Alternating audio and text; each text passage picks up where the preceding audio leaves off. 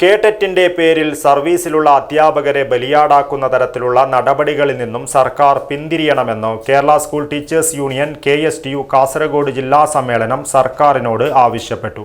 Trikaripur CH town ഹാളിൽ നടന്ന സമ്മേളനം മുസ്ലിം ലീഗ് ജില്ലാ സെക്രട്ടറി AGC ബഷീർ ഉദ്ഘാടനം ചെയ്തു.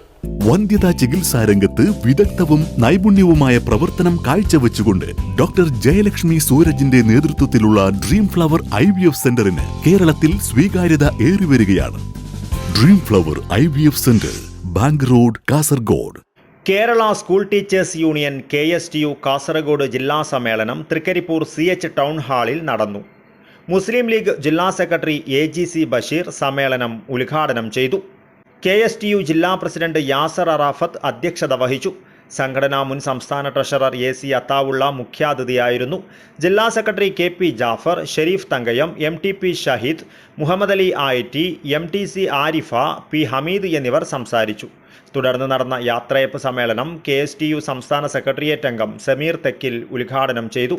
സർവീസിൽ നിന്നും വിരമിക്കുന്ന TKP Rauf, P Muhammad, K Subaida, TP Haris എന്നിവർക്ക് വിദ്യാഭ്യാസ ഡെപ്യൂട്ടി ഡയറക്ടർ TV മധുസൂദനൻ ഉപഹാര സമർപ്പണം നടത്തി. KSTU ജില്ലാ വൈസ് പ്രസിഡന്റ് N ഷഫീഖ് അധ്യക്ഷത വഹിച്ചു. ജില്ലാ general secretary MT Yunus, secretary Kamal Wayanad, PC Murshida എന്നിവർ സംസാരിച്ചു. കൗൺസിൽ മീറ്റ് KSTU സംസ്ഥാന വൈസ് പ്രസിഡന്റ് TKP റൌഫ് ഉദ്ഘാടനം ചെയ്തു. റഫീഖ് കള്ളാർ അധ്യക്ഷത വഹിച്ചു.